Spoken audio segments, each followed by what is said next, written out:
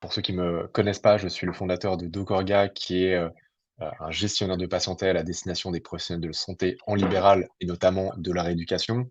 Donc aujourd'hui, on est, une équipe énormément de psychomotriciens, d'ergothérapeutes, d'orthophonistes, de psy, neuropsy, également, autres spécialités, de la rééducation. Un des sujets clés en fait dans la, gestion et l'optimisation du cabinet, heu, c'est évidemment en fait la protection des données, la RGPD, et on reçoit énormément de questions de nos utilisateurs, des professionnels de la santé sur cette thématique qui est assez peu finalement expliquée, dans le cadre des formations, des écoles, mais également par, on va dire, pour ne pas jeter la pierre, mais des différentes, parties prenantes et des interlocuteurs avec lesquels les professionnels de la santé ont l'habitude d'échanger. Donc nous, à notre, échelle, on essaie d'expliquer, les enjeux, d'expliquer, ce que la RGPD a changé, la différence entre la RGPD qui peut s'appliquer à des professionnels, ou des structures ou des solutions, qui traitent de la donnée, on va dire, de réseaux sociaux ou bien de la donnée sensible, et quels sont du coup les impacts, pour les professionnels de la santé au quotidien sur la gestion et le traitement des données de santé de leurs patients. Ce qui était intéressant dans la démarche en fait que nous on a avec, DPO et notamment avec toi, c'est, de voir que pour nous également c'est un sujet, une thématique, heu, de travail continu. C'est pas se dire: «On est conforme, on n'est pas conforme» et c'est tout. C'est un travail continuel, c'est une information, et des processus qu'on met en place, continus qui sont plus ou moins, lourds, mais sur lesquels on n'est pas expert en tant que tel. C'est mon métier, je suis pas avocat, RGPD et donc ce qui était intéressant dans ce webinaire, c'est enfin, en fait, donner l'occasion à, nos utilisateurs, aux gens avec lesquels on a l'habitude de discuter et de parler de ça, de te poser, directement ces questions, d'aller plus loin peut-être dans des sujets. Je sais que nous, en fait, dans les formations qu'on fait, on parle beaucoup de la CNIL. Je sais qu'ils ont une permanence, juridique gratuite avec des juristes, à une époque, c'était le jeudi matin, je sais pas si c'est toujours le cas, mais et que l'ensemble de l'équipe de Nocorga, dont on fait la promotion. Je suis pas certain que beaucoup, fassent le pas ou prennent le téléphone et on voit encore beaucoup, des discussions dans des groupes et également dans notre, communauté, des échanges, de oui-dire, heu, ou des interprétations et ce qui crée en fait, énormément de problématiques, dans la gestion des données, ou l'interprétation qu'il peut y en avoir avec un mix de ce qui se faisait avant et ce qui se fait plus et ce qui doit se faire, aujourd'hui. Et je sais aussi que, du coup, vous, de votre côté, Didier, vous avez, invité beaucoup d'interlocuteurs qui sont, aussi des structures qui gèrent de la donnée de santé. Donc, ça sera l'occasion voilà, de poser toutes les questions, de faire en sorte que ça soit un maximum interactif et que tu puisses répondre à toutes les questions. Donc c'est pour ça que moi j'ai la position plutôt de porte-parole, et je te poserai un maximum de questions. Donc si vous avez énormément de questions, prenez la parole ou bien posez-les dans le chat. Vous aurez tout le plaisir et tout le loisir d'avoir les réponses de Raphaël, voilà, pour pas te mettre trop de pression, sur les épaules. Ah non, non, effectivement, merci hein, pour l'invitation. Effectivement, petite pression, non, je plaisante. Ah oui, effectivement, pour représenter. Donc moi, en fait, Florent, je ne suis plus avocat puisqu'en fait, enfin, pour que tout le monde comprenne comment ça marche un avocat, c'est qu'en fait, on l'est toute la vie, mais on peut s'inscrire ou se désinscrire du tableau, hein, qui s'appelle le barreau. Et moi, en étant fondateur et CEO de DPO, bah, je ne suis plus avocat, je n'ai pas besoin de l'être. Donc j'ai été avocat effectivement pendant près de 8 ans dans le domaine de l'IT, données personnelles. Donc moi j'ai vécu l'avant RGPD, l'arrivée du RGPD et la situation d'aujourd'hui. Alors, il y a beaucoup de choses qui ont évolué hein, depuis, hein, beaucoup de choses qui changent même encore aujourd'hui. Et donc effectivement, je serais ravi de répondre à toutes vos questions parce qu'effectivement dans le domaine de la santé, il y a un certain nombre de questions. Nous, c'est vrai que nous chez VPO, on accompagne près de 200 structures, dont je pense une trentaine, quarantaine dans la santé, de tout type, hein, mais on a effectivement beaucoup, bah, on est notamment les DPO de Decorga, qui sont des outils métiers à destination des professionnels de santé. On a aussi, pour le coup, on travaille beaucoup avec les professionnels de santé dans le cadre de protocoles de recherche, Si on a beaucoup de sociétés aussi qui travaillent dans la recherche dispositif médical, soit fabrication, soit logiciel du dispositif médical, soit protocole de recherche, soit outils métier. Voilà, n'hésitez pas à poser des questions effectivement Mmh. qui vous viendront qui viendraient. Nous, de toute façon, on va échanger avec Florian pour essayer de vous faire penser à des choses, pour essayer de tirer la pelote de laine. Voilà, n'hésitez pas. Nous, après, s'il y a des questions au fur et à mesure, au fil de l'eau, on y répondra avec grand plaisir. Mmh. Oui, effectivement, enfin, sur les doubles casquettes, c'est-à-dire que j'ai parlé beaucoup de libéral, mais je sais que parmi, en fait, les participants aujourd'hui, il y en a qui, ont, des activités, diverses, c'est-à-dire, en fait, qui agissent, et qui, consultent, en libéral, mais qui ont également une activité en salariat, qui sont confrontés, aujourd'hui, en fait, dans des établissements de santé à du traitement de la donnée de santé, qui ont des rôles parfois de direction, dans des CESAD ou de coordination dans des PCO ou dans d'autres établissements de santé. Donc, voilà, les sujets sont effectivement dans tous les aspects, hein, pas que, pratiquent vous en tant que professionnel de santé, mais également dans le cadre, de gestion d'établissements de santé. Et si, je sais souvent en fait que ce sujet de traitement de données de santé est assez confus. Et donc, voilà, s'il y a un interlocuteur que vous devez avoir, vous, mais également dans, des structures, si une personne elle a pour objectif de structurer tout ça, bah, c'est un DPO, et c'est notamment, le travail de Raphaël et de son équipe.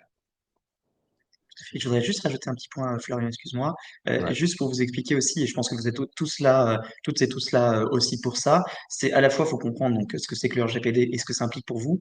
L'objectif est pas du tout de vous faire peur, mais plutôt de vous protéger et de prévenir les risques.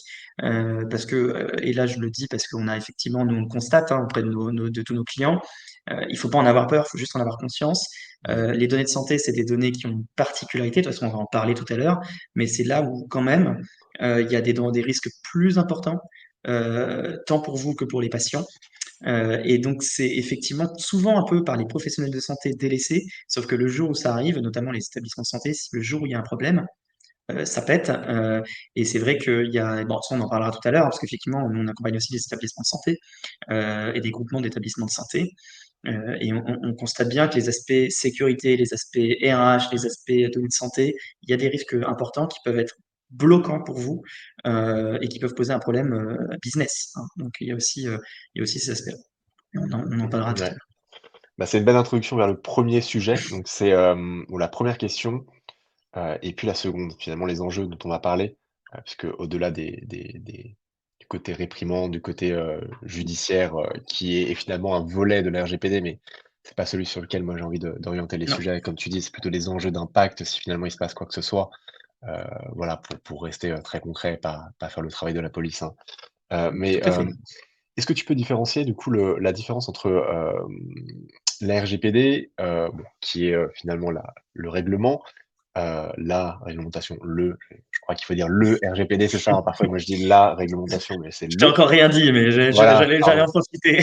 Non, mais OK, je sais, mais c'est juste les habitudes.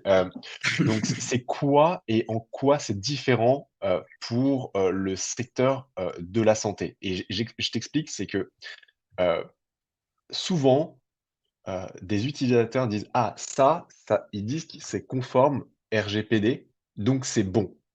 Et l'exemple que je dis: «Oui, mais en fait, est-ce que vous voyez pas une différence entre Facebook qui va dire: "C'est conforme RGPD"? Est-ce que vous utiliseriez Facebook pour, et notamment Messenger, leur application de messagerie, pour transmettre un bilan ou un compte rendu?»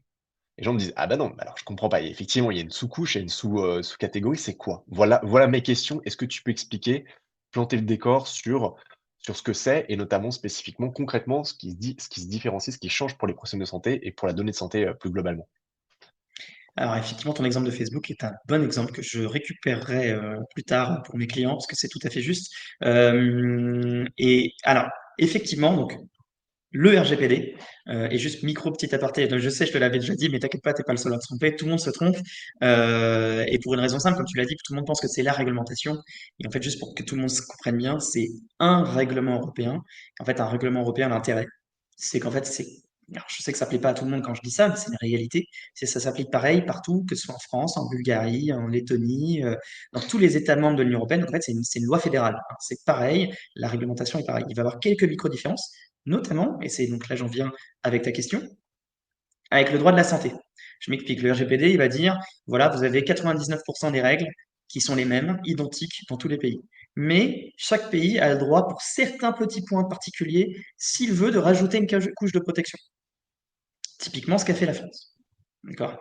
Donc, en fait, vous avez d'abord le RGPD qui déjà fait une distinction entre santé et pas santé. Pourquoi? Vous avez tous entendu parler des données sensibles. Alors, en fait, c'est pas le bon terme. Le terme juridique, c'est données particulières, mais peu importe, on y comprend bien.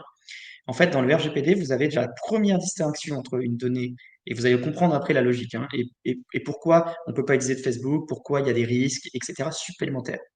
C'est que vous avez les données normales, nom, prénom, adresse postale, numéro de téléphone. En fait, ce sont des données normales, d'accord, qui sont déjà protégées par le RGPD, mais qui n'ont pas une couche supplémentaire de protection.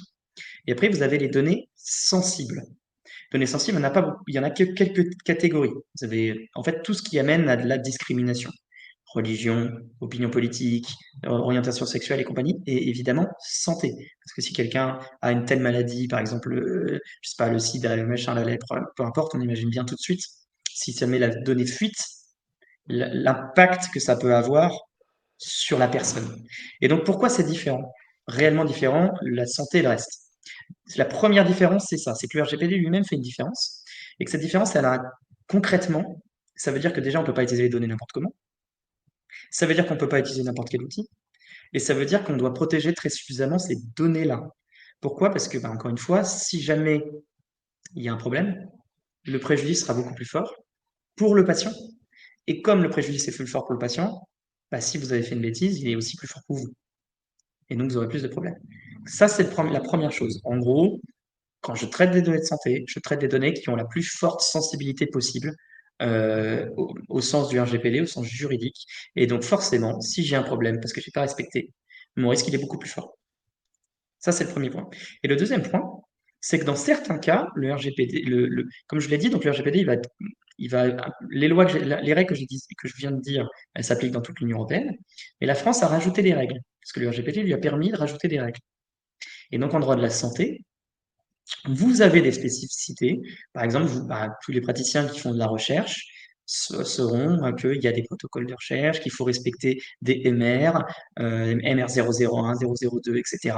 C'est-à-dire des réglementations très spécifiques, faire des déclarations auprès de la CNIL, éventuellement faire des autorisations. Bref, il y a des formalités qui ne sont pas qui sont complémentaires. Et si vous ne les respectez pas, votre responsabilité est engagée. D'accord? Donc, ça, c'est le premier point. Et pour parler sur Facebook, alors là, c'est fait justement partie d'une des spécificités françaises. Vous avez tous, enfin tous, en tout cas, je pense une grande partie ici, ont entendu parler des serveurs HDS, hébergement de données de santé. J'utilise un outil, et ça, c'est un gros problème, nous, avec nos clients, par exemple, Florian. Et peut-être que toi, alors, vous êtes HDS, donc vous n'avez peut-être pas cette problématique-là dont vous parle, mais nous, on a beaucoup de clients qui, par exemple, veulent faire du transit d'un point A à un point B, notamment dans le cadre, par exemple, de recherche. J'ai un hôpital, il veut me transférer la donnée. Comment je peux faire? Je veux utiliser tel outil, est-ce que j'ai le droit? Le problème, c'est que si l'outil n'est pas HDS, c'est-à-dire agréé pour traiter des données de santé, vous n'avez pas le droit, normalement. Il y a des exceptions, hein, des petites exceptions. La majorité, vous n'avez pas le droit. Et donc, ça veut dire que quand je traite des données de santé, déjà, normalement, je vais être HDS. Donc voilà, il y a ces spécificités. Et si je ne le fais pas, par exemple, exemple typique, je suis pas HDS, enfin, je traite des données de santé, je suis un établissement de santé, parce que là, pour le coup, établissement de santé, vous êtes obligé d'avoir de l'HDS. Je suis établissement de santé, je prends un outil dans lequel je vais mettre les données de mes patients qui n'est pas HDS, j'ai pas fait gaffe, et lui, il ne le savait pas parce qu'il n'a pas un DPO. Il y a un problème de sécurité, hein, ça arrive fréquemment, hein. Nous, on a un client, c'est pas de la données de santé, mais qui a une violation de données avec rançon, parce qu'il avait utilisé un prestataire technique spécifique qui n'était pas un mastodonte, mais qui était très bien, ceci dit, hein. Eh bien, si vous n'aviez pas de l'HDS, là, votre responsabilité, elle est engagée tout de suite. D'accord? Alors qu'évidemment, si moi je mets mon nom, mon prénom, j'ai pas besoin d'être HDS, donc je peux le mettre dans Facebook. Par contre, oui, je peux pas mettre, comme tu l'as dit, envoyer mon bilan via Facebook, parce que Facebook n'a pas vocation n'est pas autorisé à traiter des données de santé. Alors, donc du coup, bon, ça génère beaucoup d'autres questions. Et effectivement, heu, c'est très bien que tu parles des hébergeurs, données santé, puisque, sans rentrer dans le détail, c'est à peu près ce qu'on dit nous, mais il y a plein d'autres éléments et ça va être justement l'objectif de cette heure, de dire: «OK, pour un professionnel de santé, pour quelqu'un qui traite de la donnée de santé, quels sont les outils donc que je peux utiliser?» Et sans être un expert. Donc effectivement, HDS, c'est assez facile. On peut dire, voilà, heu, dans une structure, je stocke la donnée à tel endroit. Est-ce qu'en fait, le stockage, utilise bien un HDS? Voilà, pour faire, de façon très grossière. Hem, qui, et donc nous, chez Dockorga, on a effectivement, on utilise en fait vos conseils pour savoir là où il peut y avoir des zones sensibles ou pas. Quelles sont les obligations en termes de DPO? Donc c'est ce qu'on appelle le DPO. Tu peux rappeler ce que c'est du coup et la fonction et en fait, qui doit avoir du coup cet audit externe, ce conseiller spécialisé dans la donnée de santé? Parce qu'aujourd'hui, en fait, je sais qu'il y a des professionnels de la santé qui, font que du libéral. Comment eux, en fait, ils savent qu'ils sont dans leur, ils respectent les obligations et au-delà des obligations, en fait, comment ils savent, en fait, qu'ils utilisent les bons outils, ils sont pas en danger, ils mettent pas en danger la donnée de leurs patients? Alors oui, tu soulèves un point très important. Il faut que vous ayez conscience que dans le RGPD, il y a un point très très très très fort, et dont en fait on a parlé en sous-jacent depuis tout à l'heure, c'est les sous-traitants. Effectivement, quand je suis professionnel de santé, je vais utiliser des outils métiers, comme Docorga par exemple, dans lequel, qui vont être amenés à m'aider à traiter les données, à faire les consultations, à faire les rendez-vous patients, à transférer les ordonnances, à même un Gmail, hein, à héberger les mails, etc., etc. Si j'ai même, par exemple, je suis aussi peut-être un établissement, je peux avoir un site internet. Tous ces outils, ce sont des sous-traitants au sens du RGPD. Or, le gros problème, je pense que c'est ça que tu veux dire, hein, c'est qu'effectivement, il y a beaucoup de sous-traitants, bah, c'est compliqué pour vous de savoir s'ils sont conformes. Et c'est pas parce que ils vont mettre le petit macaron qu'ils ont trouvé sur Internet en tapant RGPD, c'est-à-dire qu'ils vont avoir le RGPD avec les petites étoiles de l'Union européenne, ils vont dire, et ils vont le mettre sur le site et dire je suis conforme RGPD, qu'ils le sont. Et c'est là la difficulté, effectivement. Parce qu'en fait, ce qu'il faut comprendre, c'est que quand on est quand on est praticien, donc qu'on soit libéral, qu'on soit donc libéral, qu'on soit libéral dans un établissement de santé, qu'on soit salarié pardon, qu'on soit responsable d'un établissement de santé, vous êtes ce qu'on appelle un responsable du traitement. Et le responsable du traitement, il a une obligation, c'est de contrôler ses sous-traitants. C'est son obligation. S'il ne le fait pas et que demain il y a un problème, eh bien, sa responsabilité sera engagée. D'accord? Et donc, c'est évidemment compliqué d'auditer un sous-traitant quand on n'est pas expert. Donc, c'est aussi l'objectif de la réunion là, d'essayer de vous donner des tips. Mais je vais vous donner un tips qui est, par exemple, typiquement, Gogorga, ça peut être facile, relativement facile pour eux de l'identifier. Déjà, ils ont un DPO externalisé. Alors évidemment, vous allez dire, je fais ma pub. Oui, c'est vrai, mais c'est une réalité. C'est-à-dire que si vous avez un DPO externalisé, pardon, donc un DPO, c'est un délégué à la protection des données. Il faut savoir que quand on est acteur de santé, c'est obligatoire. Obligatoire. Vous êtes obligé d'en avoir un. D'accord? Alors, il peut être mutualisé, hein, il peut être mutualisé, mais c'est obligatoire d'avoir un DPO. Alors, il y a une Vraiment notion obligatoire. de quantité de patients, justement, pour faire la différence entre les établissements de santé, un professionnel de santé. Est-ce que le DPO est obligatoire pour un professionnel de santé en libéral qui traite de la donnée de santé? Est-ce que tu pourrais aller un peu plus dans le détail? Parce que je crois que la CNIL a quand même mis, quelques indicateurs là-dessus. Normalement, Ah, ouais. le RGPD oblige d'avoir un DPO des contrats des données de santé. Il n'y a pas de, tu vois, de question de volume. C'est-à-dire que le délégué à la protection des données, qui est le chef d'orchestre de l'utilisation des données, il est obligatoire dans certains cas, notamment effectivement si je suis un acteur, par exemple, qui ne traite pas de données, mais qui a un volume très fort de données, si je suis un acteur public, ou si je traite des données sensibles. Là, non, je suis obligé d'en avoir. La réalité, c'est évidemment, bah, les praticiens, c'est compliqué de payer 200 euros par mois un DPO tout seul. Donc, il y a un vrai problème pratique. Euh, donc, moi, je suis pas, j'ai pas vu, c'est possible, je me renseignerai, mais j'ai pas vu la CNIL de message disant que la CNIL a des médecins qu'elle n'aurait pas besoin de DPO. Euh, parce qu'elle contredirait le RGPD, mais c'est pas impossible, hein. La CNIL a le droit de faire des jurisprudences, mais j'aimerais bien voir si c'est écrit noir sur blanc, parce que la CNIL, tu peux discuter avec eux, ils peuvent dire des choses, mais en fait, après le mettre noir sur blanc, tu vois, c'est un Ouais, peu différent, tu vois. Euh, Néanmoins, on a bien conscience que c'est difficile et voire certainement très compliqué pour la plupart des praticiens libéraux seuls d'avoir un DPO. On comprend très bien, de l'objectif aujourd'hui de vous donner des tips. Mais normalement, vous êtes censé, enfin, vous avez l'obligation de contrôler vos sous-traitants. Parce que, encore une fois, vous mettez les données de vos patients dedans. Donc, si jamais il y a un problème, vous allez avoir des difficultés. Même de toute façon, vous allez vous faire paniquer parce que vous allez être dans une situation difficile. Comment déjà donc on peut identifier si donc un sous-traitant est conforme? Posez-leur les questions suivantes. Déjà, ça va vous donner la puce à l'oreille tout de suite. Un, est-ce qu'ils ont un DPO externalisé? Si c'est un outil métier, pour le coup, qui n'a pas de DPO, c'est sûr qu'il n'est pas conforme. Hein, c'est sûr. Parce que pour le coup, vous êtes un outil métier qui traite des données. Donc là, il y a un volume. Là, vous avez les moyens. Là, c'est votre activité.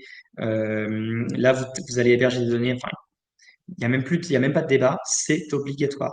Donc déjà, s'il en a pas, c'est problématique. Et pourquoi je dis DPO externalisé? Parce que, attention, vous avez beaucoup de structures qui disent, mais bien sûr que j'ai un DPO, je l'ai nommé interne. En gros, ça va être le dirigeant, ça va être le DSI, ça va être le directeur commercial. En gros, des gens qui n'ont pas du tout le droit d'être DPO et qui n'en ont pas les compétences. Et donc, en fait, c'est parce que ça les embête. Ils veulent quelqu'un en interne qui, de toute façon, en fait, ne posera pas de problème, voilà, et n'empêchera pas. Parce que avoir un DPO externalisé, comme par exemple nous, bah, nous, on engage notre responsabilité vis-à-vis de Dockorga, Dockorga a besoin d'avoir quelqu'un d'indépendant qui va engager sa responsabilité pour, dans la conformité de sa structure. Donc, c'est-à-dire que nous engageons notre responsabilité à ce que Dockorga soit conforme. Et comme on est externalisé, bah, évidemment, ça démontre que Dockorga ne veut pas nous influencer et veut avoir quelqu'un d'indépendant. D'accord? Donc, c'est ça qui est fondamental. C'est pour ça que de toute façon, les DPO externalisés explosent. Parce que c'est déjà une première preuve de conformité. Et moi, je vous invite vraiment à vérifier ce point-là, parce qu'encore une fois, alors, évidemment, si vous êtes si c'est une entreprise comme un OVH, comme un Amazon, comme un Doctolib, qui sont 2000, oui, là, ils auront un DPO interne, bien sûr. mm, Toutes les structures entre 10 et 150, 200, rare d'avoir un DPO interne. Et souvent, quand il y a un DPO interne, en fait, il va pas être compétent ou il va pas être indépendant. Donc, regardez la taille de la structure. Si c'est pas un mastodonte, demandez s'il a un DPO externalisé. Première question. S'il vous dit non, mauvais signe. Deuxième chose, demandez s'ils ont un accord de protection des données. Je m'explique. Ils sont sous-traitants. En tant que sous-traitants, ils sont obligés de s'engager à, à un certain nombre de choses. Ils ont un certain nombre d'obligations prévues par le RGPD qui sont d'ordre public. S'ils ne peuvent pas vous donner cet accord de protection des données, donc vous leur demandez un accord de protection des données, s'ils ne peuvent pas fournir, c'est qu'ils ne sont pas conformes. D'accord? Donc, si là, dans ceux qui nous écoutent, il y a aussi des outils métiers, justement, hein, et des acteurs qui fournissent ces outils, sachez-le, je suis désolé de dire ça, mais sachez-le, si vous n'avez pas de DP externalisé, vous allez avoir un problème business de votre côté, parce qu'il y a les deux côtés. Le côté, je suis praticien, bah, moi, j'ai tout intérêt à me protéger, donc je vais vérifier que mon prestataire, il est super nickel chrome. Je suis outil métier, moi je vous recommande fortement. Évidemment, vous allez dire que je prêche pour ma paroisse, mais c'est une réalité, je vais vous expliquer pour voir pourquoi. Encore une fois, nous, nos clients, ils nous demandent enfin, nous, pour nos clients, on contrôle les prestataires. Les prestataires, clairement, s'ils n'ont pas des éléments clairs comme l'accord de protection des données, un registre des activités de traitement, un DPO externalisé et compagnie, on ne prend pas de risque, surtout en santé. Et donc, ça veut dire que les prestataires qui auraient pu gagner nos clients perdent du business. Et c'est très vicieux parce qu'ils ne s'en rendent même pas compte. Puisqu'en fait, ça se met en amont. On n'a même pas commencé la discussion commerciale, que vous êtes déjà mis d'office. Parce que vous avez, par exemple, bah, prenons dans les outils métiers comme Dockorga, vous avez Dockorga qui mettent pas de blanche, qui a tout ce qu'il faut, qui peut démontrer en 2 secondes. Et vous avez d'autres qui peuvent pas. Évidemment, vous allez prendre celui qui vous sécurise. C'est logique.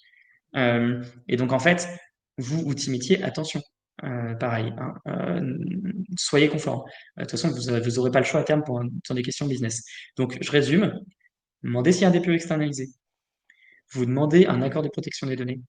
Vous demandez un registre des activités de traitement.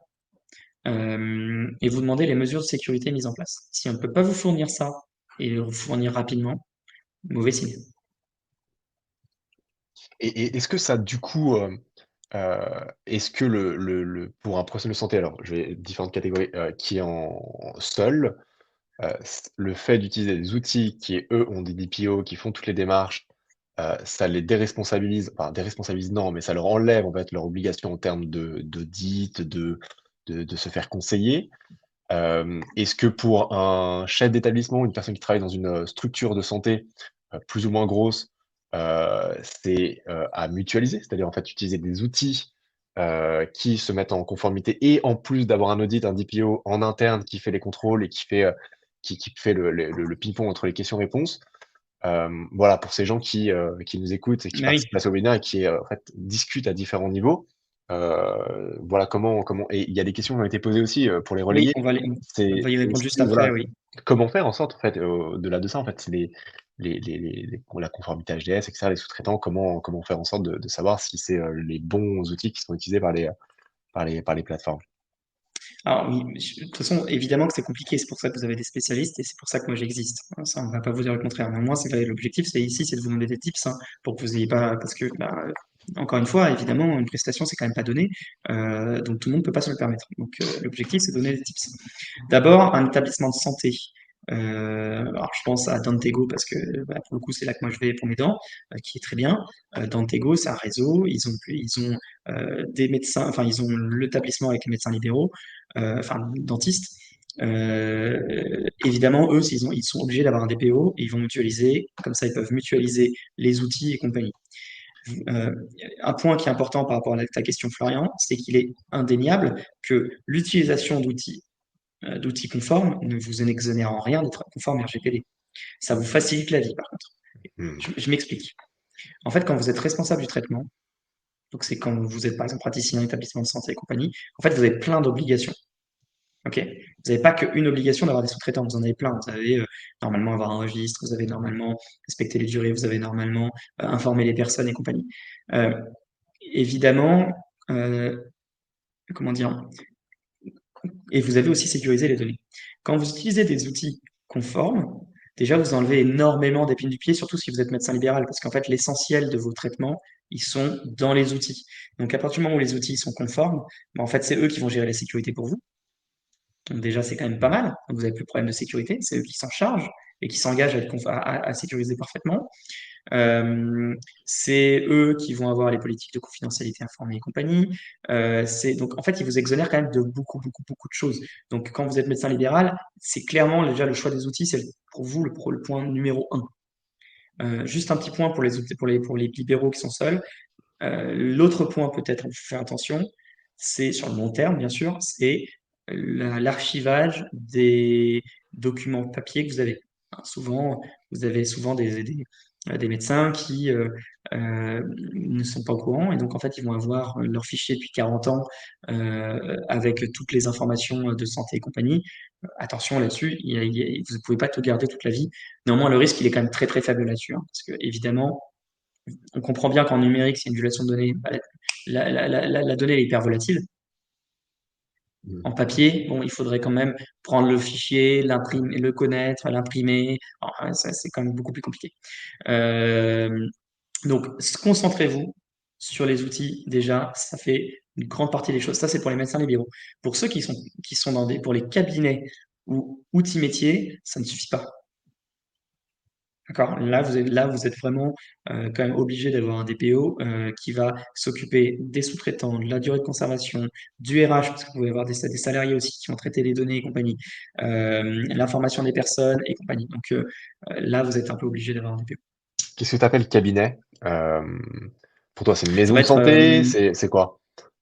Cabinet de santé, hein, établissement de santé. Alors, évidemment, les hôpitaux ont tous des DPO, Oui, les cliniques évidemment, ont ouais. tous des DPO. Là, je vais plutôt parler, par exemple, ici, de cabinets comme, bah, je sais pas si tu vois Tego, hein, c'est qui est une franchise de dentistes où, en fait, eux, ils vont gérer tous les logiciels, l'accueil des médecins, des patients. Ouais, ouais. Mais en fait, après, les médecins sont libéraux dedans. Néanmoins, Oui, ils utilisent les outils compagnie, tu vois. Donc, en fait, eux, ils vont tout gérer pour le ouais. compte, pour fournir clé en main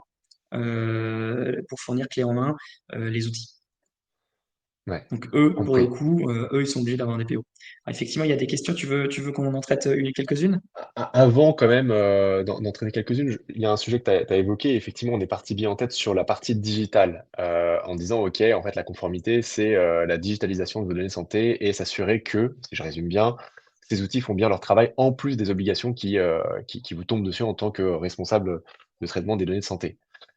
Pour autant, et j'aime bien quand même le spécifier pour pas prêcher uniquement la paroisse de la digitalisation, tu es d'accord que les professionnels de santé ont bien le droit d'utiliser du papier, d'utiliser leur ordinateur, un disque dur, une clé USB, et si oui, quelles sont les conséquences de tout ça? Parce qu'il faut quand même, heu être réaliste, c'est le quotidien encore des professionnels de la santé d'utiliser des supports, papier et ils ont leurs avantages et c'est pour ça que d'ailleurs même ils ont beaucoup d'avantages que des logiciels n'ont pas pour aller à l'opposé. Est-ce que tu peux aller aller Tout en à fait. répondre à cette partie-là? Alors, Ouais.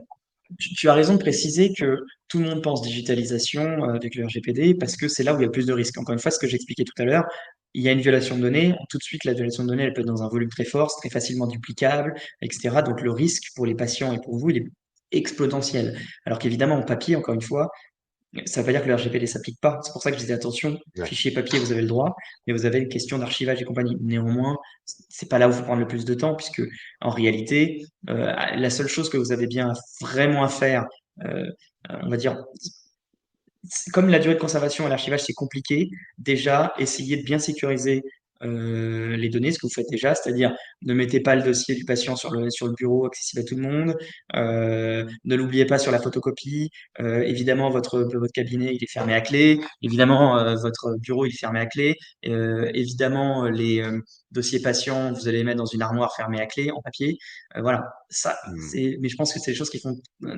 tout à fait normales. Par contre, attention à un point, tu soulevé un point très important, Florian. Les clés USB, jamais de la vie. Ah oui?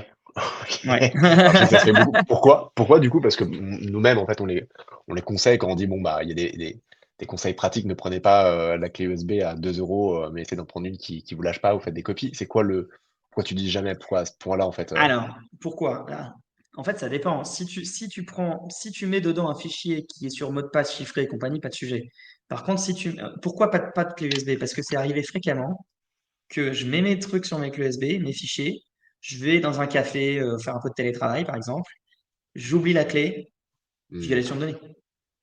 Et là, on est dans le numérique. Là, les gens, hop, imaginez, par exemple, vous avez votre patient euh, qui, en plus, il y a son fichier, dans son fichier patient, il a telle orientation sexuelle, par Ah exemple, ou ouais. telle religion.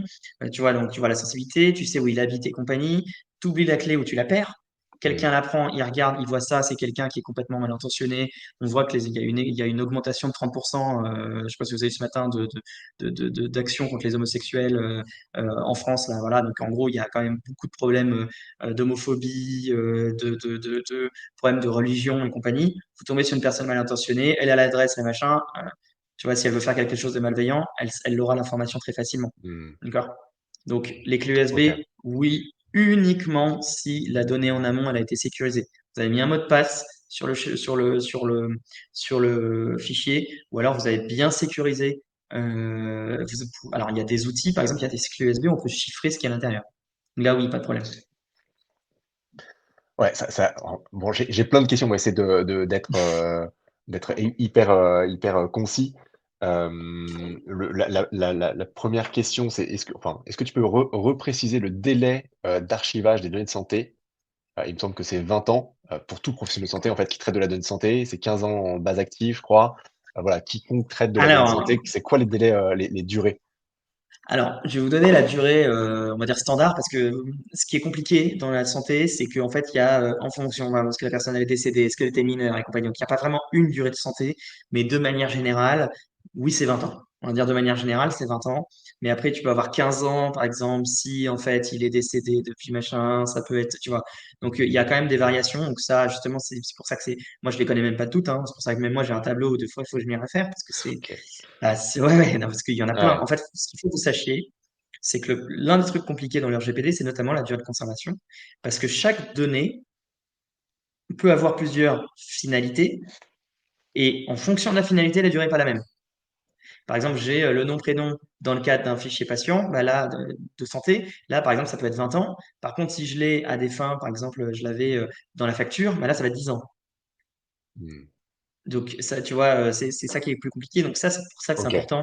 Bon, du long terme, Voilà, de toute façon, déjà sans rentrer dans le détail et sans être c'est un du long terme. expert, c'est du long terme. On parle de C'est du 10 long ans terme. minimum. Il y a un sujet, tu parles de mot de passe effectivement sur clé USB. Je sais qu'il y a beaucoup de professionnels de santé qui envoient en fait un compte rendu en mettant un mot de passe, généralement la date de naissance du patient. Je crois que je, je crois qu'à peu près 90% des cas, ça nous fait toujours sourire. Il me semble que là, les mots de passe, c'est plutôt inutile dans le cas de transmission d'un dossier, d'un compte rendu, on va dire, par mail. Et pourquoi? Voilà. Est-ce que tu peux exprimer, Oui, enfin, oui, est-ce bah, que nickel. comment... Ouais. Tu as raison. Déjà par mail, pareil, pour le coup, c'est pas forcément à proscrire, mais c'est à proscrire déjà sans mot de passe, ça n'arrive jamais de la vie. Pourquoi? Parce que ça arrive typiquement très souvent. C'est l'une des premières sources de violation de données en France. C'est je veux envoyer à Christophe M, je me trompe, je vais vite, j'envoie à Christophe B. Bim, j'ai Ok, envoyé au mauvais évidemment. destinataire, il n'y avait pas de mot de passe, déjà violation de données. Déjà, Hmm. ça, jamais de la vie. Vous imaginez bien, pareil, on serait jamais tous contents que notre dossier patient, et là, il y a une personne qu'on ne connaît pas et qui a fait accès à toutes nos informations. Deuxième chose, oui, le mot de passe, il ne faut pas que ce soit un mot de passe, surtout dans la santé. Vu qu'on a dit tout à l'heure que c'était sécurisé, sécurisation plus plus, il ne faut pas un mot de passe facile, jamais un truc simple. Faites un truc compliqué. D'accord? Et troisième chose, vous envoyez le dossier, un mail avec les données de santé, mais qui ne peut être ouvert qu'avec mot de passe, et vous envoyez dans un autre mail le mot de passe. Ça peut paraître idiot, mais comme ça, si vous vous trompez de destinataire la première fois, Hmm. a priori, il y a quand même moins de Ouais, chances de se évidemment. tromper la deuxième fois. Ouais, évidemment. Est-ce que tu sais, enfin, je sais pas si tout le monde sait comment mettre un mot de passe sur un document. Vous avez des notices ou sur votre site, des choses comme ça. Ah, Ça se trouve assez eh ben facilement. écoute, c'est une Ouais. très très bonne remarque, on n'a pas du tout, Ouais, ça peut mais être des bonnes ça peut pratiques à être, partager ouais, à nos utilisateurs. très très bonne idée. Ouais, ok. Bon, voilà, j'exprime. Ah non, très très bonne Voilà. idée.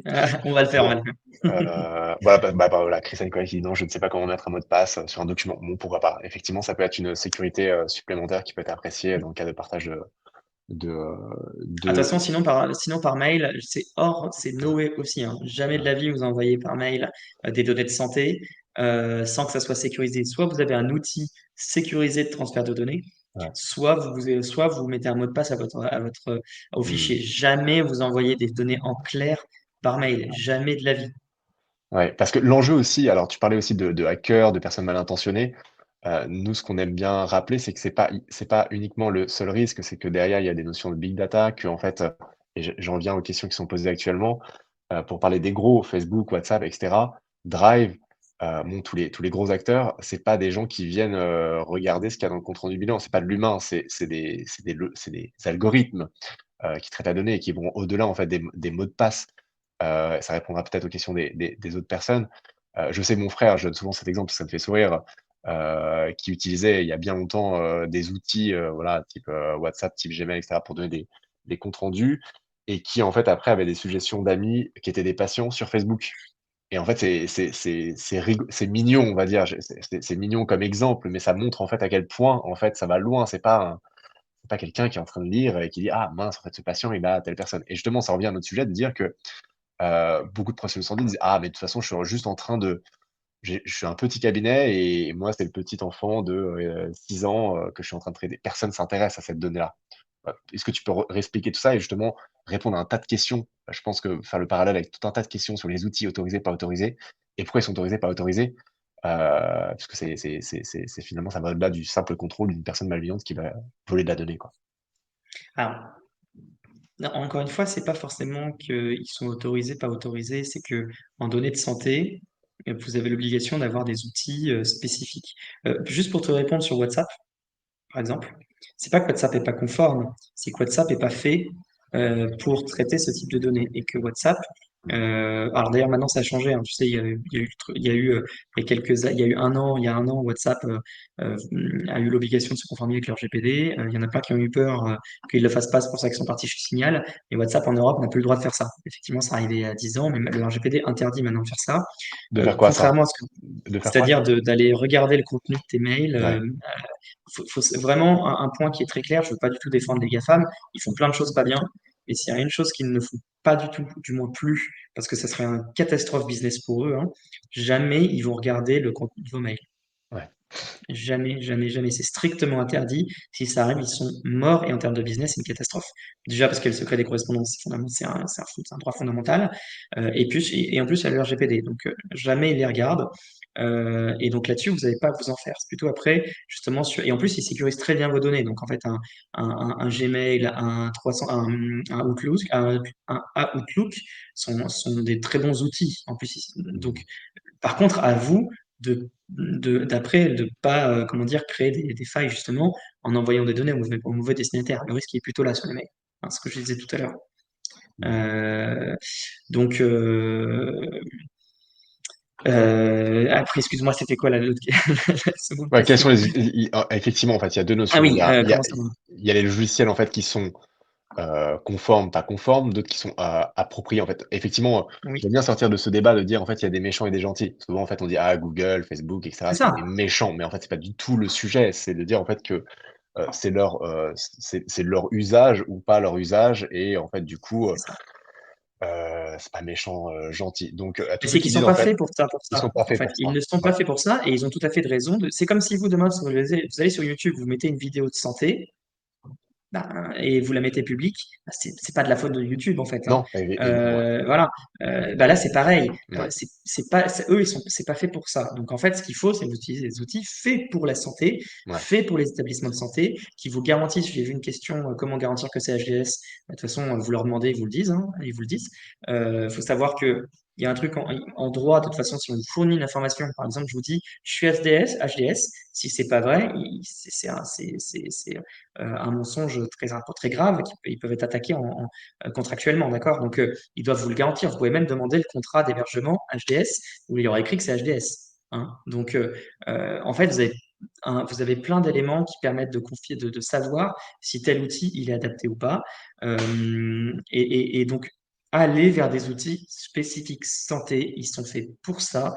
Ils travaillent au quotidien pour sécuriser au mieux les données, pour que vous puissiez le faire en toute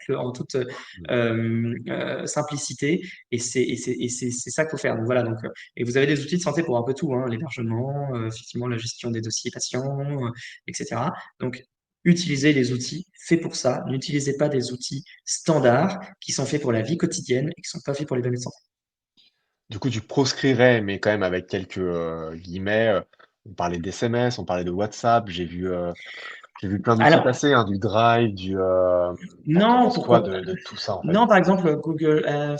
Alors, Google Drive, Microsoft 365 et Drive, c'est pas Drive, je sais plus comment ça s'appelle, OneDrive, du coup, il y a OneDrive pour OneDrive. Microsoft, il y a Google OneDrive, Drive, en fait, eux, voilà, eux, ils ont des WhatsApp. serveurs HDS, hein, donc normalement, il y a pas de difficulté. Attention, donnez-moi au transfert des accès et compagnie. Euh, quoi d'autre? SMS. SMS, si vous avez des outils qui permettent de transférer des données de manière sécurisée via les SMS, mais vous envoyer un SMS comme ça, c'est une bonne question, je réfléchis. Pareil, ça me plaît pas trop parce que vous trompez de numéro, ça peut arriver. Si vous avez rien. En fait, envoyer par SMS, c'est pareil, c'est le même principe que l'email. Envoyer par SMS, en fait, ça se fait pas trop. Ce qui va se passer par SMS, c'est que vous allez avoir un lien donné au patient pour qu'il puisse se connecter à une plateforme sécurisée. Envoyer par SMS, il suffit que vous trompiez le patient et vous faites une violation de données. Ça peut arriver. Ou alors, ou si vous voulez envoyer par SMS, dans ce cas-là, envoyer quelque chose sécurisé, mais je ne sais même pas si c'est possible pour le coup. Donc normalement, de toute façon, par SMS, ça se fait Ouais. Euh, Après, les Drive et OneDrive, évidemment, ils ouvrent pas la donnée, ils la consultent pas, mais ils n'ont pas des robots qui font qu'en fait, après, il va y avoir de la suggestion naturelle sur je sais pas, sur du handicap, si on parle de handicap, Non, de pas la les organisation, Microsoft de machin. l'utilisation? Ouais, tu es sûr de ça? Ouais, Ouais, sûr, parce OK. qu'en fait, mais sûr pour une raison simple, c'est que déjà, c'est totalement interdit. Et Ouais. deuxième chose, c'est que les Américains, ils ont beaucoup de désavantages, mais ils ont un gros avantage par moment, c'est eux, ils sont très pragmatiques en termes de business. Je m'explique. Si ça arrive, ils perdent tout leur business qui Mmh. fait la richesse d'Amazon. Aujourd'hui, Jeff Bezos, il n'est pas riche avec Amazon. Il est riche grâce à AWS, qui est l'hébergement de données. Mmh. Lui, son intérêt pour qu'il reste riche, c'est que vos données elles soient hyper sécurisées, qu'on ne puisse jamais les regarder. Ouais. C'est son intérêt. Si jamais demain il y a un problème, et d'ailleurs, par exemple, beaucoup de gens disent ah, AWS, Azure, Google Cloud Platform, c'est pas possible, c'est États-Unis, machin. C'est pas Ouais. vrai. Ouais. C'est hébergé en France et ils font tout pour rien transférer. Ouais. Ils mettent des bâtons dans les roues au gouvernement à mort américain. Pourquoi? Parce que pour eux, c'est une catastrophe en termes de business. Ouais, évidemment, ouais. Ouais, mais alors là, tu viens effectivement alors ça, c'est un super sujet. Effectivement, pour sortir de l'archétype, méchant, gentil et cetera, effectivement, eux, c'est important. Donc bien utiliser quand même, en fait, des outils qui utilisent des HDS si on traite de la donnée de santé et comment, en fait, être sûr parce que dans la gamme des produits, AWS, Azure, pour Microsoft, il y a, le serveur, non sécurisé qui est destiné à un e-commerce classique et en fait, les, serveurs qui sont beaucoup plus chers, qu'on utilise nous et qu'on paye une fortune, chez Azure, parce qu'on est chez Microsoft Azure. Bah, en fait, je sais, il y a certains acteurs qui disent: «OK, bah, non, mais c'est bon, je suis bien chez AWS, et regarde, ils sont bien sur la liste». On en parlait tout à l'heure, une liste, santé comme, AWS est bien certifié. Mais attention, tout dé encore faut-il vérifier et dire: «OK, mais donnez-moi» et tu l'avais donné l'exemple, quelle gamme de produits vous utilisez, est-ce que vous utilisez bien pour tel outil, la gamme santé? Et donc c'est pour ça qu'il faut aller un peu plus loin Tout à fait. là-dedans. Et j'en reviens du coup à ce sujet et c'est pour ça qu'en fait c'est difficile d'aller, plus loin sans embrouiller tout le monde parce que j'ai l'impression que ça dépend encore des cas et là je pense qu'on en aura il y a des subtilités ou des sous-couches ou des vérifications supplémentaires. C'est pour ça que, la notion de DPO et le travail que vous faites est super important parce que les professionnels de santé peuvent pas, connaître tous les sous-niveaux, toutes les catégories, toutes les spécificités. On parlait d'archivage en fonction de quelles données et cetera et cetera. C'est pour ça que vérifier que l'outil que vous utilisez, lui a bien fait, son travail et se fait bien accompagner par une personne externalisée, et c'est également en fait, exactement en fait ce que vous faites. Parce que rapidement en fait, on peut difficilement aller dans ces échanges sans creuser davantage et rentrer dans une complexité qui n'intéresse pas ou qui n'est pas à portée en fait d'un professionnel de santé, quoi. Non, exactement. Et puis de toute façon, on ne peut pas malheureusement, et c'est pour ça que nous on essaie de vous donner quelques tips par-ci par-là, mais et le droit est de plus en plus compliqué. Euh, complexe. Et c'est pour ça que vous êtes un établissement de santé, un professionnel de santé, une société qui fait de la recherche, une start-up ou un outil, des outils métiers. Et encore une fois, je le dis en toute honnêteté, c'est pas du tout pour prêcher pour ma paroisse, c'est une réalité. Euh, si d'un côté vous avez besoin d'être protégé et de vous assurer que vous faites bien les choses, de l'autre, et donc je parle par exemple outil métier, vous avez besoin de pouvoir démontrer que vous faites bien les choses Ouais. et d'avoir fait vraiment le travail. Et souvent, et c'est pour ça que d'ailleurs on voulait faire ce webinaire avec Florian, c'est que il y a beaucoup d'outils qui disent mais bien sûr je suis conforme et c'est même pas forcément qu'ils ont qu'ils veulent volontairement vous mentir, c'est qu'en fait ils sont pas juristes, ils savent pas ce que c'est que vraiment le RGPD. Ils ont regardé un site, le site de la CNIL, ils ont fait le deux trois trucs, ils se disent c'est bon je suis conforme. Pas du tout, en fait, ils ont oublié mille choses. Ils n'ont pas fait toute l'analyse de leur outil, ils n'ont pas fait les développements nécessaires de sécurité, d'information, de droits des personnes, etc., etc. Mmh. Et donc, en fait, ils ne sont pas conformes. Et donc le problème, c'est que, et c'est pour ça que je vous parle tout à l'heure de DPO externalisé. Parce que pour le coup, là, c'est quelqu'un qui va dire, OK, non, en fait, tu disais que tu étais conforme, mais non, là, ça va pas. Ouais, ouais et il y a du travail, Et on oui, continue à faire, ouais. exactement.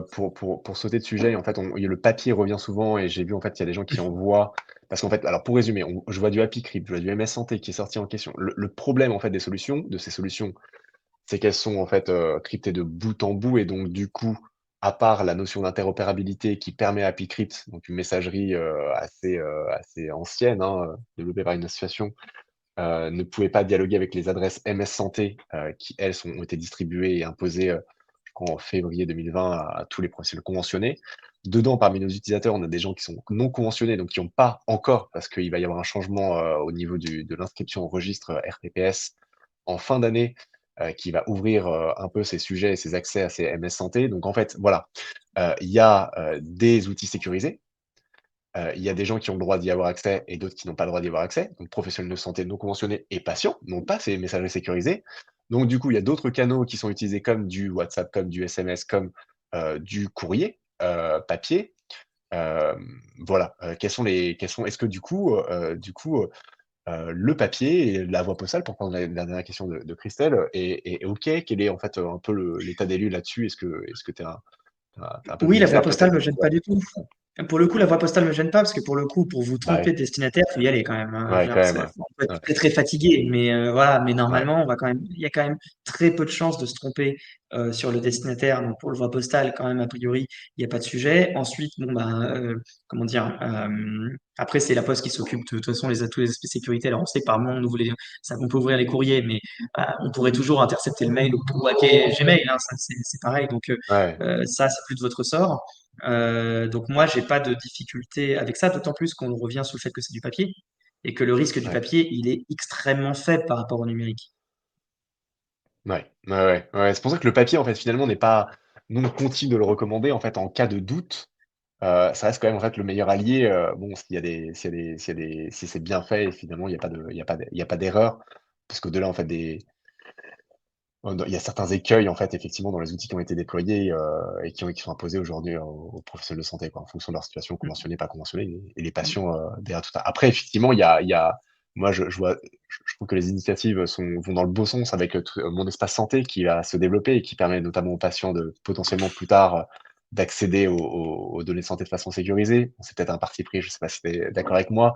Tout ce qui est DMP aussi. Bien sûr, bien sûr. Voilà, ça va quand même vers la digitalisation avec un accès centralisé. Mais bon, beaucoup de gens ont peur de ça aussi, sur l'accès aux soins, sur l'accès aux données de santé. Qu'est-ce que tu en penses un peu de tout ça, du coup La digitalisation? ouais, la digitalisation, mais les gens qui ont peur effectivement bah voilà, demain en Ah non, mais fait, je avoir toutes leurs comprends données sur un que les gens DMP, ont peur, mais ouais, c'est là mais c'est là tout l'intérêt effectivement d'utiliser les tips dont on parle depuis tout à l'heure, parce que si vous utilisez les bons outils et les bons prestataires, en réalité vous n'avez pas de raison d'avoir peur, puisque c'est en fait vous mettez dans leurs mains, c'est comme avoir un coffre-fort, c'est comme en fait avoir j'ai mon argent, est-ce que je le mets sous mon oreiller ou est-ce que je le mets à la banque?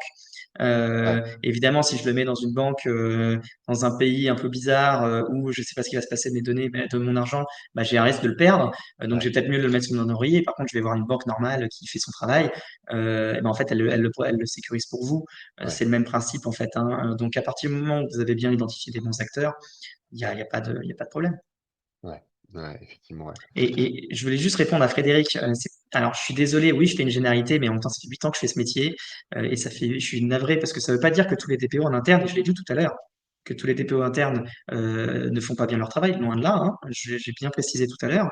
Néanmoins, nous, on constate beaucoup de sociétés qui vont décider. Attention, parce qu'en plus, il faut bien, juste Frédéric, ce que je précise, si c'est un vrai DPO interne, et c'est ce que je disais tout à l'heure, il n'y a pas de sujet. Oui, il y a pas de sujet Le là-dessus, ouais. problème, c'est que les trois quarts des DPO qui sont nommés bah, ne sont pas spécialistes, ont été nommés parce qu'il faut en nommer un et que dire qu'on en a un. Et en fait, il a même souvent pas le droit. Souvent, ça va être le directeur technique. Bon, le directeur technique, encore ça passe. Mais ça va être le directeur commercial, il n'a pas le droit. Ça va être le CDO, il n'a pas le droit. Et nous, on le constate très fréquemment. Donc, c'était ça que je voulais dire. Évidemment, le but n'est pas de dire qu'un DPO interne spécialisé est nul. Évidemment, loin de là, l'idée de dire ça. Je vois un point sur le registre, si tu me permets, Florian. Allez-y, hein. Alors, je vais faire peut-être, s'il y a des C'est pas mal, DPO ouais. ici, Ouais. justement, ils vont peut-être bondir. Je vais vous dire, alors déjà, si vous êtes un libéral, vous ne faites même pas de registre. Déjà, c'est une perte de temps. Et pour tous les autres, je vais vous dire mon avis personnel. Alors, nous, évidemment, on fait le registre pour nos clients, bien sûr. Mais le registre, ça a été vendu par des acteurs qui vendent ça comme le truc le plus important. Le registre, c'est zéro. Hein, je vais donner un exemple typique. Non, mais c'est vrai. Ah oui, C'est, OK. mais non, mais c'est vrai, voilà, que les choses soient claires. Pourquoi? Vous avez un très beau registre, mais vous êtes nul à côté, parce que vous avez passé tellement de temps à faire votre registre que vous êtes nul à côté. Bah, si la CNIL vient, vous faites massacrer. Typiquement, tout ce dont Ouais, on a parlé depuis tout à l'heure, c'est pas le registre, hein. Et les problèmes, ils sont là. D'accord? Les risques, ils sont dans ce qu'on a dit depuis tout à l'heure. C'est pas le registre. Donc, vous avez un très beau registre, vous n'avez pas fait le reste à côté, vous êtes mort. Vous avez fait tout ce dont on a parlé, vous avez un registre moche, il vous arrivera rien. Voilà. Hmm. Parmi Le les obligations, registre, justement, pardon, je t'ai coupé. là, je Parmi, voulais juste finir pour effectivement, dire que ce n'est qu'un inventaire. Et très souvent, les gens vont prendre tellement de temps à le faire, parce que c'est très, très compliqué, très long, qu'en fait, à la fin, quand ils l'ont fait, c'est déjà plus à jour, parce qu'en fait, il s'est passé 6 mois, donc il y a eu plein de changements, etc. Donc, en fait, vous finissez jamais, et vous arrivez à voir, après, vous n'êtes pas bon sur le reste, et vous faites massacrer. Voilà, je voulais juste te dire ça. ouais, non, mais en fait, dans la continuité de ça, en fait, parmi le RGPD, les simplifications qu'il y a eu, il me semble que le registre, et notamment les déclarations CNIL, ne sont plus obligatoires pour les professionnels de la santé. Et notamment tout Alors, autant que la signature et le droit du patient. Enfin, le patient, il devait signer, je crois, un document à la base pour dire, OK, je vous accorde à collecter ma donnée de santé. Ça fait pas partie justement des sujets qui ont été allégés. Tu peux revenir un peu en termes de oui, traitement de données de santé là-dessus? faut savoir que comment dire, normalement, le registre, il est obligatoire quand on a des données de santé. OK, D'accord. Donc, quand on a des données de santé, on est obligatoire. Néanmoins, la réalité, encore une fois, je vous dis, vous êtes un professionnel de santé tout seul, mais jamais de la vie, on vous demandera un registre parce que c'est ouais, impossible pour vous de le faire, tout simplement. Donc, c'est effectivement, il y a une forme comment dire, d'acceptation tacite, de dire parce que ce qui est normal, parce qu'en fait, vous n'y arriverez jamais de toute façon. Donc en fait, ça n'a pas de sens de vous demander une chose pareille. Par contre, vous êtes un acteur établissement de santé, par un regroupement, je parle par exemple d'Antego et compagnie, là oui, vous ne pouvez pas vous en exonérer, d'accord? Sur le consentement préalable, effectivement, on n'en a pas parlé tout à l'heure, tout ce qui est consentement préalable de données de santé, quand vous êtes un professionnel de santé, vous êtes exonéré de demander le consentement pour traiter les données de santé. C'est normal, hein, vous avez besoin de traiter les données de santé pour sauver la vie des gens, de toute façon. Donc, euh, donc oui, là-dessus, vous n'avez pas de consentement préalable. Et pour finir sur ce que tu disais, les déclarations, oui, le RGPD a enlevé un certain nombre de choses. Donc tout ce qui était avant déclaration de traitement auprès de la CNIL et compagnie, autorisation, hein, tout ça, ça a disparu, sauf voilà. justement pour la recherche en santé, par exemple, où là, OK. c'est resté. Tout le reste a disparu. Par contre, c'est maintenant à vous de démontrer que vous faites bien les choses. C'est ça qui s'est inversé. C'est qu'avant, vous Ouais. faisiez la déclaration et globalement, il ne se passait plus rien. Non, maintenant, il faut faire le travail, et ça, c'est le cas pour tout le monde, hein, quel que soit l'acteur, et pour pouvoir démontrer qu'on a bien fait qu'on est conforme. Il y a aussi une obligation d'information, il me semble, hein. Ouais. Notamment, voilà, nous, on produit une petite fiche informative qui est, voilà, qui doit être notamment, affichée dans les cabinets de santé, dans les salles d'attente c'est une obligation d'information sur le traitement et non plus une obligation de registre ou de collecte, en fait, du droit, du côté patient. Je peux préciser là-dessus parce que je sais qu'il y a beaucoup de professionnels de santé qui collectent encore les signatures et qui se donnent un mal de chien, mais tu confirmes du coup que ça tu me l'as confirmé, c'est plus une Vous êtes obligation, c'est une professionnel de santé, obligation? vous n'avez pas à avoir le consentement. Alors, ça dépend de quand on parle. Si c'est, par exemple, vous êtes professionnel de santé, mais vous ne faites pas de recherche, oui, il n'y a pas besoin de consentement. Ouais, Vous faites de la recherche. Par exemple, souvent, je suis professionnel de santé en hôpital. Je vais utiliser les données des patients dans le cadre d'un protocole de recherche. Là, vous êtes obligé d'avoir le consentement préalable. ouais, ouais. Et il y a peut-être une D'accord? notion aussi de distinction entre, heu et je sais qu'il y a peut-être une confusion parfois sur les autorisations. Alors j'ai pas le nom, en tête, mais, je vais me faire opérer et j'ai un consentement où je suis OK pour les risques, Ah oui, et c'est autre chose. Oui. parfois ouais, mais qui est en fait parfois enfin que les gens, confondent. On est d'accord en fait, à quel moment en fait je vais dans un établissement de santé, moi je vais dans un établissement de santé, c'est encore une obligation pour l'établissement de santé de me faire signer des choses ou pas? Parce que ça arrive encore, en Alors, fait. Je sais que parfois je signe des choses, dans mais le en cadre. fait, tu as raison, mais ça dépend de quand on parle. En fait, si c'est l'autorisation. Euh, l'autorisation, pardon, je lisais une question en même temps. Mais tu peux y Euh, répondre l'aut- parce que je vois effectivement pour ceux qui partent et qui nous quittent, parce que je sais qu'il y a plus beaucoup de temps, alors, si vous avez des questions, si vous avez des questions, c'est compliqué à dire. Oui, vous pouvez toujours nous demander. Bah, évidemment, on répond surtout à nos clients, hein, évidemment. Mais si vous voulez, en tout cas, qu'on échanger pour savoir si vous êtes intéressé pour être accompagné, savoir nos offres, évidemment, n'hésitez pas, hein, et vous avez tout je vais vous mettre dans le chat. Vous ouais, pouvez ça nous serait intéressant qu'on contacter. mette une sorte de FAQ avec des questions qui sont posées et qu'on y réponde, globalement, au-delà effectivement Oui, ça, de toute façon, voilà, là, effectivement, OK. vous avez déjà pas mal d'informations là. On pourrait faire une FAQ par rapport à ce qui a été ici. Et de toute façon, Ouais. souvent, c'est ce qui se passe après les webinaires, hein. On vous fournit les choses. Et avec tout ça, j'ai oublié ta question. Je suis navré. Et je disais en fait, voilà, quand est-ce qu'en fait un établissement de santé, par exemple, doit nous, faire signer des choses ou pas et parmi ce qu'ils nous font signer, Ah oui. c'est quoi en fait, qu'est-ce qu'il y a dedans, ouais, est-ce que tu peux, Alors, éclairer un peu ce sujet? sur le RGPD, effectivement, vous êtes établissement de santé, vous n'avez plus besoin d'avoir la fiche disant vous acceptez que le patient, enfin moi, patient, j'accepte que vous traitiez mes données de santé dans le cadre machin, sauf si c'est recherche. Hein. Mais si vous êtes OK. professionnel de santé, vous allez accompagner quelqu'un, il n'y a pas de problème pour le soigner. Par contre, évidemment, si c'est une opération dangereuse, bah là, de toute façon, vous avez besoin de vous exonérer de votre responsabilité et de dire et de bien informer sur le fait que il y a tel risque et compagnie, vous acceptez de savoir qu'il y a tel risque, gna, gna, gna, etc. Et ça, ça, c'est Mmh. plus du RGPD, c'est du droit de la santé pur. OK. Ouais, ouais. Effectivement. Bon, c'est bien que tu aies éclairci ce point-là parce qu'il y a souvent pas mal de questions à Hmm. ce sujet, ouais. Est-ce qu'il reste des questions, auxquelles on peut répondre? J'ai l'impression que tout le monde avait prévu 1 heure. Bon, il est, 13h34, donc on peut peut-être en terminer là. On pourrait en discuter des heures et des heures, une Oui, après-midi. Enfin, moi, complètement. j'ai 1000 questions, qui viennent et j'en ai déjà encore toute une On liste, en fera un autre, on en fera un autre, si ça et vous a plu. ouais, on en fera un autre, mais effectivement, s'il y a d'autres questions qui restent, on pourrait peut-être, qu'on va poster peut-être la vidéo parce qu'on a enregistré, ce webinaire, donc peut-être, Tout faire à un fait. fil de questions-réponses, pour qu'on continue et on donne vie à ce contenu et on l'étende, avec plein d'autres questions que vous pourriez avoir, en tant que professionnel de santé, chef d'établissement, salarié, professionnel de santé ou bien effectivement, acteur de la santé, du traitement de données de santé. Voilà, est-ce qu'il y a une question ou est-ce que tu voulais terminer par un sujet ou un point qu'on n'aurait pas évoqué qui te paraîtrait, important ou des confusions, j'en sais rien, voilà. Parmi tout ce qu'on aurait pu, Non, ce bah dont on aurait déjà, pu parler, ouais. je pense qu'on a traité pas mal de sujets. Je pense que c'était bien de faire ce point.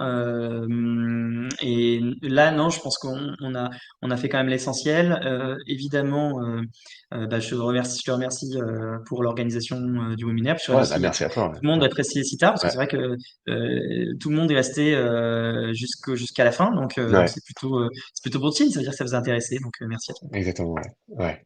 Bon, bah, OK, bon, pour terminer comme ça, effectivement, merci à tout le monde d'avoir participé à ce webinaire et puis on continue de vous alimenter, de vous donner des informations et je suis très content qu'enfin, même si nous on prêche, voilà, on essaie de vulgariser un peu tout ce sujet, qu'enfin tu aies pu, intervenir en tant qu'expert. Alors évidemment avocat RGPD effectivement pour pas faire le monde. que tu pas de problème, avec Avec tes, tes l'ordre. avec l'ordre, voilà, hein, mais toujours est-il que tu es un expert du sujet et que, ce fait de parler à un interlocuteur, expert du sujet qui n'est pas partie prenante d'une solution, ça c'est important et je pense que c'est important pour tout professionnel de santé, voilà. Évidemment, il y a encore tu confirmes qu'il y a aussi toujours cette, permanence à la CNIL pour des sujets ou des questions comme ça ou? Alors oui, oui, hein, tout à fait, hein, et Ouais, pour finir, effectivement, la CNIL, a quand même enfin voilà, a quand même, beaucoup de gens, très compétents. Elle essaye de donner avec, ses ressources beaucoup d'informations et c'est quand même très bien fait.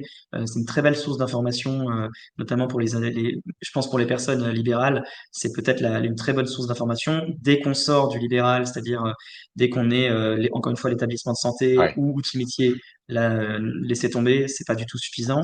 ouais, Mais c'est déjà un sacré boulot qu'elle a fait pour les je trouve, ouais. personnes. Ouais, ouais. Donc n'hésitez pas. Et effectivement, il y a encore la permanence, mais les week-ends matinée, je sais plus quel jour. Ouais. Effectivement. Voilà. OK, super. Merci à tout le monde, merci d'avoir participé à ce live, à ce webinaire. Merci Raphaël pour tous tes conseils et tout, avisés, et on continue d'alimenter s'il y a des questions, après la publication du coup de cet enregistrement. Bon Merci après-midi, beaucoup. à très bientôt, au À revoir. toi aussi. Au revoir.